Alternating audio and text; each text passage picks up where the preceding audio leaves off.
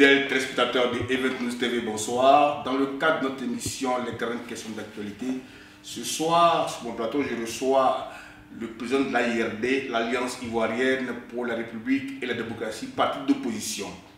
Fondé en 2006, avec son premier congrès qui a eu lieu en 2009 en Côte d'Ivoire, l'AIRD est dirigé par son président Éric Caillé. Éric Caillé, qui est de formation ingénieur informaticien, diplômé de l'Institut français de gestion et de l'OIC, qui est l'Okinawa International Centre au Japon.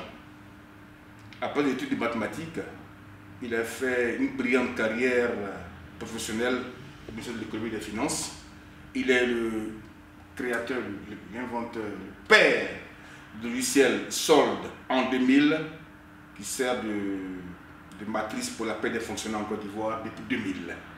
Ministre du Commerce de 2001 à 2002, et également élu président du Conseil général en 2002 de Diokwe, et ministre de la Réforme administrative de 2002 à 2005. Conseil spécial du président Laurent Gbagbo 2006 à 2011. Monsieur le ministre Caillé, merci d'être passé nous voir. Merci, cher ami.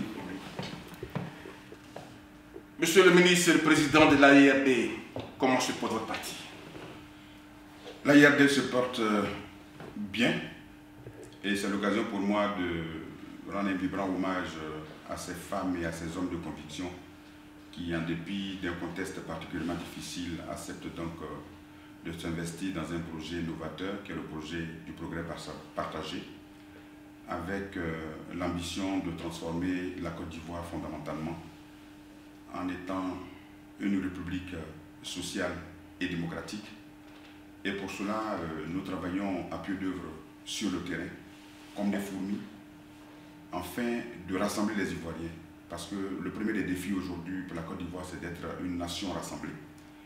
Afin aussi de faire en sorte que la solidarité puisse s'exprimer en direction des plus faibles et que nos paysans qui sont considérés aujourd'hui comme étant la force de production de ce pays et qui produisent l'essentiel de notre produit intérieur brut ne soient pas laissés pour compte. Et à cet effet, notre programme prévoit donc un programme minimum de solidarité avec le filet de sécurité sociale qui, en même temps qu'il apporte une réponse à l'exclusion sociale, peut permettre de lutter efficacement contre le tribalisme. J'entends par tribalisme le fait que lorsque, en Côte d'Ivoire aujourd'hui, vous avez un problème, qu'il soit de scolarisation de votre enfant, qu'il soit relatif à votre santé, qu'il soit un problème de logement, le premier des réflexes d'un Ivoirien, c'est de s'adresser d'abord à sa famille nucléaire, ensuite à un parent du village, à un parent de sa région, de son département. Et si le problème... Le projet de l'AIRD, monsieur le ministre, est novateur. Aujourd'hui, vous revendiquez combien de militants? L'AIRD revendique des milliers de militants. Nous avons deux sortes de militants. Vous êtes bien un parti de gauche? Nous sommes un parti de gauche. D'accord. Nous avons donc deux sortes de militants. Ce que nous avons réussi à capter par les inscriptions en ligne, parce que le parti s'est considérablement modernisé, c'est que nous permet donc d'être à proximité de nos militants. Et ceux qui... À l'AIRD, on recrute en ligne? On ne recrute pas en ligne, mais les inscriptions se font en ligne. D'accord. Les inscriptions se font en ligne, ce qui nous permet aujourd'hui d'avoir une gestion moderne de ce parti politique et de partager avec l'ensemble... Ça se comprend, vous êtes informaticien, donc...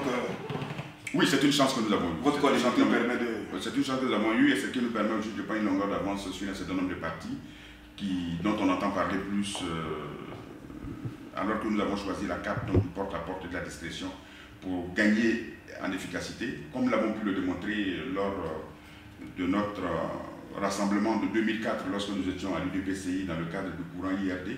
Personne ne s'attendait à ce que nous puissions remplir le palais de congrès de l'État d'Ivoire. Et cela a été fait parce que nous avons des méthodes. Monsieur le Président, j'avais omis de dire que depuis 2011, à la suite de la crise post-électorale en Côte d'Ivoire, vous êtes en exil en France. Comment est-ce que vous réussissez à 6 000 km de votre pays à gérer votre parti? Oui, d'abord je suis arrivé en France pas directement en 2011, j'ai commandé d'abord par le Ghana où j'ai passé quelques jours et ensuite le Bénin avant d'arriver en France en 2012.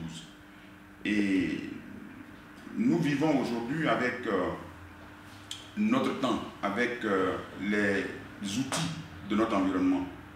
Et nous pensons que les outils modernes de gestion et l'Internet sont pour nous une forte chance dont nous tirons largement profit pour rester en contact avec nos militants. L'opposition et l'exil tel que cela a été vécu par nos dévanciers n'a pas la même coloration aujourd'hui. Aujourd'hui, vous êtes en mesure donc de parler à votre village, aux militants le plus éloigné dans le hameau. Et c'est ce que nous essayons vraiment de faire et nous pensons que cela nous donne de très bons résultats. Et c'est l'occasion d'encourager donc nos camarades à continuer sur cette lancée parce que le défi est grand. Monsieur le Président, la stratégie utilisée par le président Macron, le président du français, ne réorganise pas-t-elle le format des partis politiques idéologiques avec les idées figées? Parce que lui, le président Macron, il a utilisé un schéma dans lequel son parti a fait appel à toutes les forces vives. Quand nous parlons de rassembler les Ivoiriens, je pense aussi que ces Ivoiriens n'ont pas forcément De coloration politique. Marquée. Mais ce qui est important pour nous, c'est de rester quand même dans un ancrage idéologique certain. Nous avons pour intention de créer donc en Côte d'Ivoire une république sociale et solidaire, démocratique, laïque. De telle sorte que nous ne pouvons pas naviguer à vue entre plusieurs courants. Nous avons donc une ligne et nous gardons cette ligne-là. Et nous pensons que l'Afrique, fondamentalement, est le continent de la solidarité. Mais est-ce qu'aujourd'hui, en 2017, le socialisme est encore une idéologie politique tenable? Elle est tout à fait tenable parce que l'environnement social africain n'est pas le même que l'environnement social occidental. Vous savez qu'ici, l'argent est devenu le roi. Et si l'Afrique veut faire entendre sa voix d'une certaine façon, si l'Afrique veut compter dans le monde, il faudrait qu'elle imagine des instruments de gestion et de gouvernance qui lui soient propres. Et ces instruments de gouvernance qui lui sont propres doivent venir des Africains eux-mêmes. Même si nous ne copions pas le socialisme tel qu'il est perçu ici en Occident, nous pensons que la solidarité de l'Afrique doit pouvoir se faire valoir. Lorsque vous avez des hommes du troisième âge en Afrique qui s'occupent des petits-enfants, il faut que nous imaginions donc une gouvernance qui puisse nous permettre aujourd'hui de tenir compte de cet aspect sociologique de notre continent et de nos sociétés. Donc c'est peut-être culturel. Non, la culture est basée sur le social. Et je vous donne l'exemple de la grand-mère qui accueille son enfant qui vient de l'école et qui essaie donc de lui donner une éducation. Je vous donne l'exemple du village dans lequel l'éducation est partagée par l'ensemble de la communauté, alors que ici, les hommes du troisième âge sont parqués dans des centres. Donc, au-delà du culturel, il y a un fait social qu'il faut intégrer dans la gouvernance. Social et sociétal. Oui, sociétal qu'il faut donc intégrer dans la gouvernance qui est proposée aux Africains. Monsieur le Président, la Côte d'Ivoire a été élue il y a quelques jours membre non permanent du Conseil de sécurité de l'ONU. Est-ce pour notre pays une satisfaction? Bien sûr, en tant que patriote, c'est toujours agréable de voir son pays donc émerger, disons, dans les instances internationales. C'est donc pour moi une grande satisfaction de savoir que la Côte d'Ivoire est élue au nombre des membres non permanents du Conseil de sécurité. Mais l'élément, l'exploitation qu'en font certaines personnes et l'interprétation qui est derrière donc, cette élection me paraît démesurée par rapport à la mission qui est dévolue donc, à la Côte d'Ivoire. Je rappelle simplement que le Brésil a été 10 fois membre du Conseil, membre non permanent du Conseil de sécurité. La Côte d'Ivoire deux fois auparavant. 2 fois auparavant. Le Ghana a été déjà à 3 reprises. Un pays comme Panama a été 6 fois membre non permanent du Conseil de sécurité. Donc, autant c'est une satisfaction, autant ce n'est pas une prouesse extraordinaire, surtout lorsqu'elle est utilisée pour cacher les problèmes véritables des Ivoiriens. Parce que notre ambition aujourd'hui, c'est de faire en sorte que les Ivoiriens puissent mieux vivre. Monsieur le Président, vous avez mis le doigt sur un sujet important, le problème des Ivoiriens. On va aborder un sujet extrêmement important pour la Côte d'Ivoire post-crise, la réconciliation. La réconciliation est en panne en Côte d'Ivoire, pour ne pas dire pire. La réconciliation fait-elle l'objet d'un traitement trivial par tous les acteurs politiques de la Côte d'Ivoire et sur tous les pouvoirs? Bon, vous savez, moi j'ai fini par me dire que le thème réconciliation doit peut-être être abandonné au profit de la démocratie et des valeurs républicaines. Abandonné. La réconciliation est perçue aujourd'hui comme étant une faveur qu'on fait à des gens. Comme une variable d'ajustement. Ce n'est pas une faveur. Si un citoyen est capable de ne craindre aucun autre citoyen, il vivra donc librement et il vivra de façon à se développer.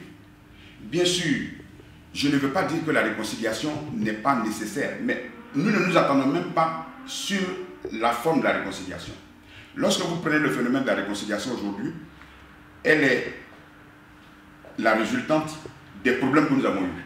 Or, dans les problèmes que nous avons eus, d'un côté, il y a ceux qui confondent les causes avec les conséquences, et il y a ceux qui disent, nous ne voulons pas que les causes soient traitées comme des conséquences. Autrement dit, en 2002, en Côte d'Ivoire, il y a eu une rébellion. D'où la panne. Voilà, en Côte d'Ivoire, il y a eu une rébellion. Et cette rébellion, donc, a engendré un certain nombre de faits, y compris des morts. Et cette rébellion a fait en sorte que des élections ont été retardées. Elles ont eu lieu dans des conditions de non-désarmement ou de désarmement non pas tel qu'il était prévu. À partir de ce moment, les élections ont lieu. Ces élections ont eu pour effet d'entraîner une crise post-électorale. Certains ont tendance à dire, s'il vous plaît, certains ont tendance à dire que c'est la crise post-électorale qui a donc entraîné des milliers de morts et que ceux qui n'ont pas reconnu la victoire de leur adversaire sont comptables de ce qui est arrivé. À partir de ce moment, les autres vont te dire en face, si il n'y avait pas eu de rébellion, il n'y aurait pas eu de crise post-électorale parce que les élections se déroulaient toujours en Côte d'Ivoire sans qu'il y ait eu des morts. Du coup, on s'engage dans une galerie infernale. C'est pas que c'est moi la queue. Bon, donc on s'engage dans un dialogue de sourds. Est-ce à dire que selon vous, les élections en 2010 n'ont pas dû avoir lieu? Non, en 2010, on aurait dû les conditionner au désarmement effectif. Mais moi, je ne veux pas regarder toujours dans le rétroviseur pour conduire. D'accord. Parce que je veux raisonner dans le cadre du futur. J'ai été membre de la majorité présidentielle.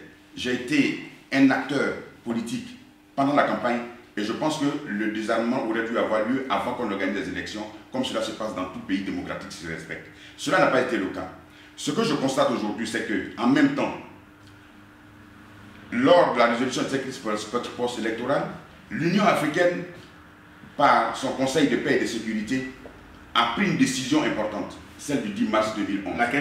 Laquelle décision avait donc plusieurs pendants.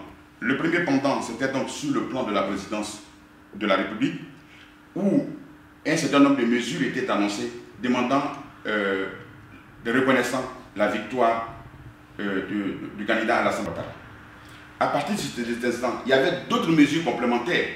Et l'une des mesures qui était prise au niveau de la présidence de la République, c'était de faire en sorte que le Conseil constitutionnel investisse le candidat en tant que président de la République.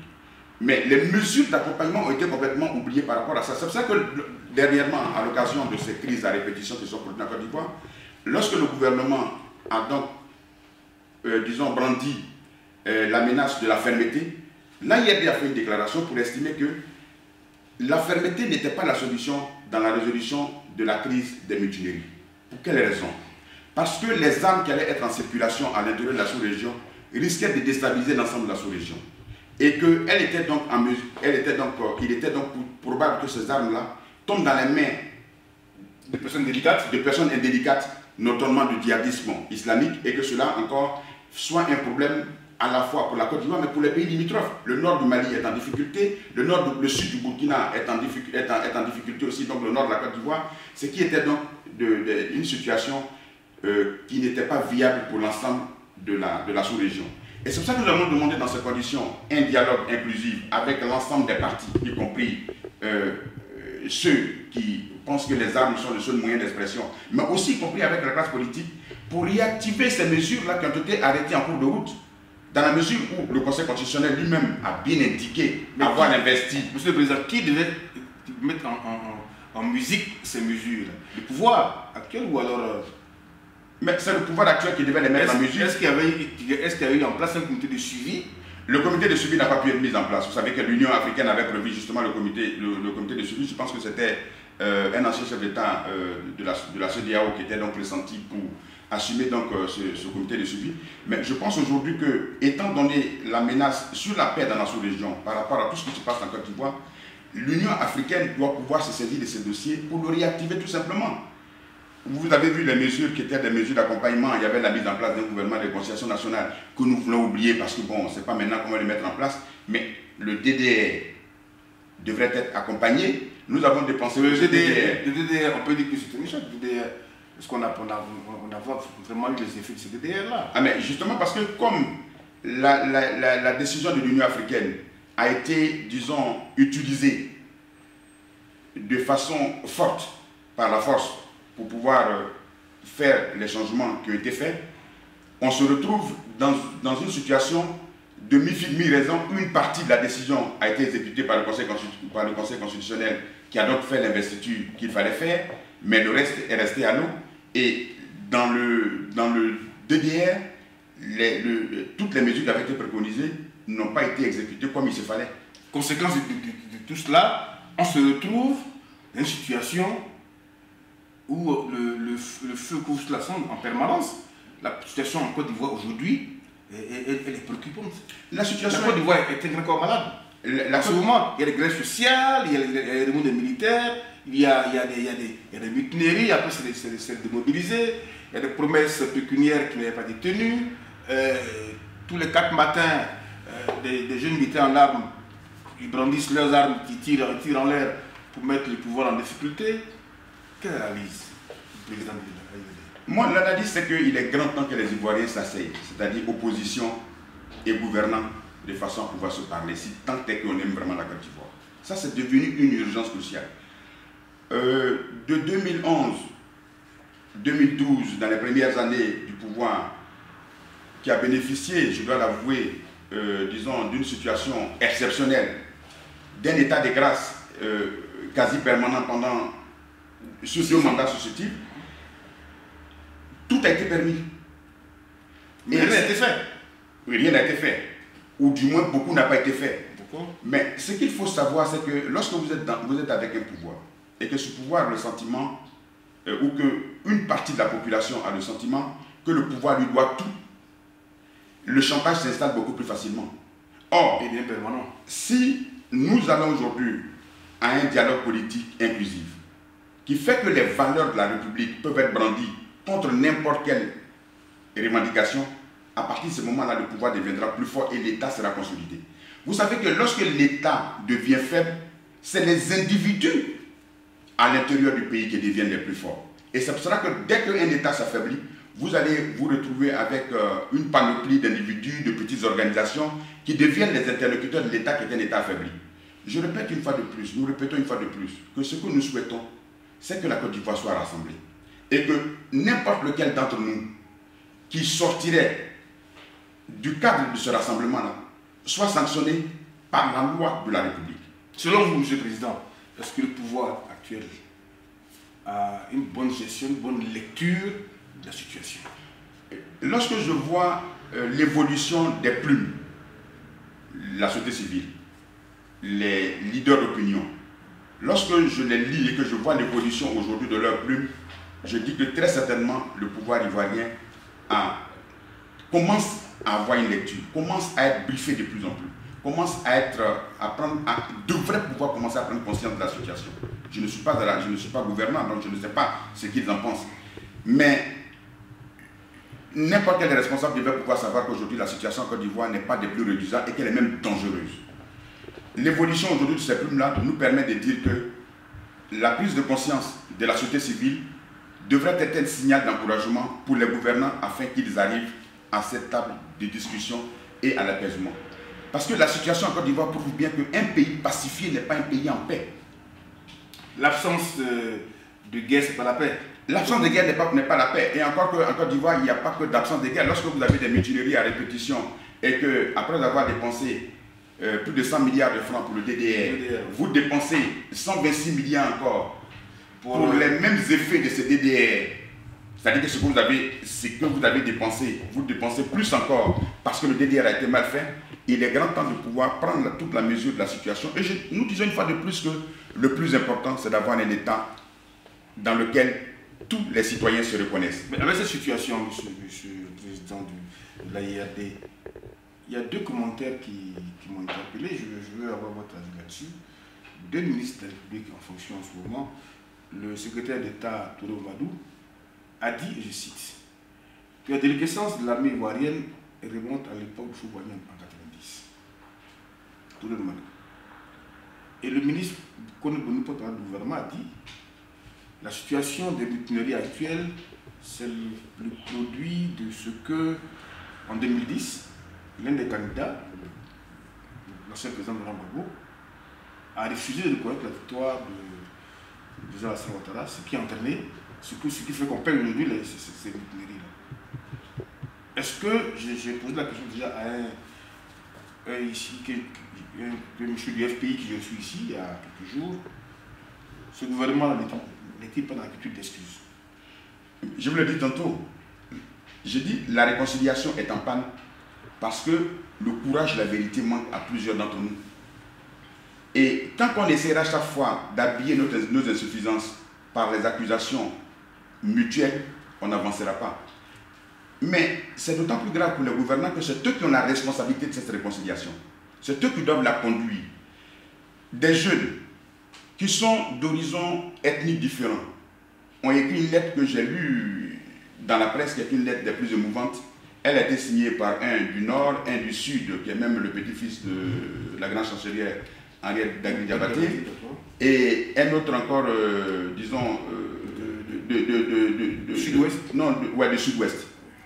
Et ces jeunes-là demandent l'instauration d'un cadre permanent de discussion, qui ne puisse pas être un cadre qu'on active simplement lorsqu'il y a des difficultés, tout en reconnaissant de leur part ce qui a été fait auparavant. Donc ça veut dire que même notre jeunesse aujourd'hui a conscience qu'il faut qu'on aille en ayant le sens de la responsabilité. Dire que les mutineries actuelles datent de... Enfin, les problèmes de l'armée datent de l'époque de Félix Houphouët-Boigny, mais même si on devrait retenir cette hypothèse, ils ont été aggravés à partir du fait qu'en 2002, d'autres Ivoiriens, accompagnés par des non-Ivoiriens, ont pris des armes contre la mère patrie et que les conséquences sont en train d'être traînées. Entre la cause majeure et la supposée cause, la sous-cause, je pense qu'il faut retenir la cause majeure. Mais une fois de plus, à l'IRD, nous disons que chaque fois que nous faisons ce genre d'analyse, nous ne nous arrêtons pas sur le passé. Parce que le passé, c'est le passé. Ne reconduisons pas toujours avec, en étant braqué sur le rétroviseur. Voilà, sur le passé. Quand vous voyez un véhicule, le pare-brise est nettement plus grand que le rétroviseur. C'est pour dire que l'intérêt du conducteur, c'est de voir par devant. Donc nous, en tant qu'acteurs politiques, nous disons que ce qui est le plus intéressant pour nous, c'est d'aller voir devant. Monsieur le Président de l'IRD, la justice ivoirienne a quitté le ministre Hubert Oulin. Malheureusement, il n'a pas été acquitté. C'est-à-dire qu'il a bénéficié d'une mesure de liberté provisoire. Plutôt. Excusez-moi, ouais. Je ne peux que m'en réjouir parce que la place d'un homme politique, ce n'est pas dans la prison d'un monde aujourd'hui, quel qu'il soit. Même si aujourd'hui, le pouvoir changeait de main et que ceux qui gouvernent aujourd'hui étaient dans l'opposition, nous nous battrons pour ne pas qu'ils aillent en prison. Parce que la place d'un homme politique, ce n'est pas la prison. C'est de nous contredire si nous sommes au pouvoir et c'est de faire en sorte que nous puissions nous améliorer. Mais on a comme l'impression en Côte d'Ivoire qu'il y a une période de stage qui se fait pour chaque exilé qui rentre. Il doit pouvoir passer par la case prison avant de retrouver un minimum de liberté. Et nous avons confiance que la justice puisse vraiment... On pourrait dire que c'est limite le chemin de Compostelle. Oui, mais écoutez, mais avec l'engagement des uns et des autres et avec notre détermination à faire en sorte que la démocratie soit effective, nous pensons que nous allons pouvoir progressivement réussir à avoir des débats civilisés, des débats citoyens, des débats... Et ce que nos adversaires, nos contradicteurs doivent pouvoir comprendre, c'est que le combat que nous menons aujourd'hui pour un pays démocratique, ils en seront les premiers bénéficiaires. Monsieur le Président, dans le cas de la mutinerie, on a quand même découvert des armes au domicile de M. Kamagaté Souleymane, directeur du protocole du président de l'Assemblée nationale, Sorogium. C'est quand même assez sérieux. L'ONU aurait dépêché une étude d'enquête à Boaké ce jour-ci. La liste de la IRD. Oui, je pense que si cette découverte peut nous amener à faire en sorte que la lumière soit faite sur toutes ces questions de cache d'armes et que nous puissions garantir l'application des lois de la République une fois de plus, qui est que la détention d'armes soit réglementé, alors nous n'en serons que heureux. Tout que nous souhaitons, c'est de faire en sorte que la lumière soit vraiment faite relativement sur ces problèmes de cache d'armes. Parce que, en même temps, beaucoup d'acteurs politiques ont subi des rumeurs selon lesquelles les joueurs des caches d'armes et qui les ont mis aujourd'hui en exil, alors qu'ils ne possédaient même pas un seul couteau. Et en flagrant délit, on se retrouve dans des situations, tout simplement parce que certainement nos adversaires, nos frères d'en face, ont tellement l'habitude de la manipulation des armes qu'ils se disent que les autres aussi font pareil. Mais nous voulons les rassurer pour dire que nous, ici, notre seule arme de combat, c'est nos idées, c'est nos convictions. Et c'est notre rêve et notre idéal, c'est que la Côte d'Ivoire soit un pays démocratique, avec un progrès partagé, où le développement doit profiter à tous, où la croissance ne soit pas seulement une croissance qui profite aux multinationales, mais qui profite aussi aux citoyens lambda, aux populations, à l'effet que nous puissions sentir que nous serions vraiment dans une nation. Parce qu'une nation dans laquelle certains sont des privilégiés et d'autres ne connaissent que la famille n'est pas une nation. Et aujourd'hui, le problème que nous avons de décrochage par rapport à notre amour pour la patrie, c'est dû à cela, c'est dû au fait que nous sommes à plusieurs vitesses à l'intérieur de cette nation. Encore faut-il que pour profiter de la richesse, il faut être en vie. Je voudrais... Le FPI vient de perdre un de ses cadres en exil au Ghana. Monsieur Denyaou Gilbert, oui. Vous qui l'avez bien connu, vous êtes bien triste en ce moment. Oui, je pense que ma tristesse étant d'autant plus profonde que j'ai pu expérimenter une fois de plus encore combien les grandes douleurs sont muettes. Je n'ai pas eu de mots pour pleurer Denyaou. Quelqu'un qui était si profondément attaché à sa terre et à sa culture, à sa coutume, perd la vie en territoire étranger pendant une période d'exil après n'avoir pas vu les siens pendant plus de 7 ans. Et c'est l'occasion pour moi de dire merci à notre frère Émile Diourou qui l'a pris en charge pendant plus d'1 mois pour son hospitalisation, de remercier sa famille et ses enfants qui ont fait l'essentiel pour lui sauver la vie, mais Dieu en a décidé autrement. Mais en même temps, pendant l'organisation des funérailles, j'ai été peiné par une autre scène. Le samedi, lorsque le corps de Denyaou devait regagner la Côte d'Ivoire, samedi dernier, il est passé à la frontière sans aucune difficulté. Et j'ai eu mal parce que l'Ivoirien ne peut rentrer dans son pays que lorsqu'il ne représente plus de menace politique pour quelqu'un. Et ce n'est même pas pour le régime qui se bat ainsi. C'est-à-dire que dans nos différentes localités aujourd'hui, ceux qui, du bout des lèvres, proclament la réconciliation, sont ceux qui font remonter partout des rapports mensongers pour, disons, prêter à des honnêtes citoyens des choses qu'ils n'ont jamais faites. Et lorsque vous devenez maintenant dans un cercueil, allongé dans un cercueil, alors vous retournez dans votre pays. Et demain, les mêmes viendront jouer les larmes de crocodile pour dire oui, pour lui trouver des qualités. Les gens pour se pleurer soi-même en fait ici. Et nous souhaitons que cette mort soit peut-être la dernière d'un leader politique en exil et que enfin les uns et les autres puissent comprendre que pour être député d'une localité, c'est lorsqu'on se bat contre un adversaire politique et qu'on prend la victoire sur lui que cela a de la valeur. Mais en Côte d'Ivoire aujourd'hui, vous avez donc un pouvoir de micro-seigneurie, de micro-royaume dans certaines localités qui empêche que la réconciliation se fasse, qui empêche, et je dis que ce n'est pas la réconciliation, qui empêche que des citoyens puissent jouir de leurs droits politiques de façon normale. Je comprends votre émotion, Monsieur le Président, et je comprends votre tristesse parce que vous avez connu ce vaillant cas du FPI. Monsieur le Président, l'ancien président de Rambabo, aujourd'hui pensionnaire de la prison de Scheveningen, a dit dans l'entretien à Mediapart qu'il n'était pas prisonnier, il était un otage. Otage de qui? Oui, dans le cas de la Côte d'Ivoire, il faut faire une lecture de l'enjeu. La communauté internationale a commis un certain nombre d'erreurs de lecture politique en Côte d'Ivoire. Un pouvoir est arrivé. Je pense de mon point de vue que ce qu'elle était de sauver, c'est de sauver la gouvernance mondiale en ne mettant pas à découvert les erreurs qu'elle a commises. quand vous regardez aujourd'hui la situation de ce qui s'est passé à Djibouti, on peut dire que les responsabilités sont partagées. Les ONG accusent, disons, les forces de contribution de n'avoir pas fait leur travail correctement. Donc, trouver un coupable en éloignant de la gestion des affaires publiques de façon à cacher ce qui s'est passé en Côte d'Ivoire est peut-être ce que le président Laurent Gbagbo a voulu dire par là. Mais moi, il m'a dit mieux lorsque j'allais voir là. Il dit, j'aurais bien voulu profiter de ma liberté et jouir de cette liberté après les responsabilités que j'ai occupées. Mais si le destin a voulu que la responsabilité soit sur moi pour porter sur mes épaules le combat de la libération de mon pays et de l'Afrique, je dois l'assumer avec une extraordinaire dignité. Il me l'a dit. Et je pense qu'il ne dit pas qu'il est un otage en tant que pleurnichard.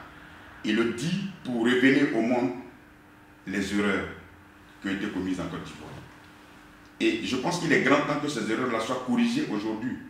Lorsque vous arrivez à un procès comme celui que nous avons connu, par rapport à l'expert qui a apporté un témoignage, c'est une note d'humiliation pour l'ensemble du pays.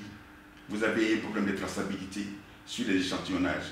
Vous avez un problème d'authentification des prélèvements qui ont été faits.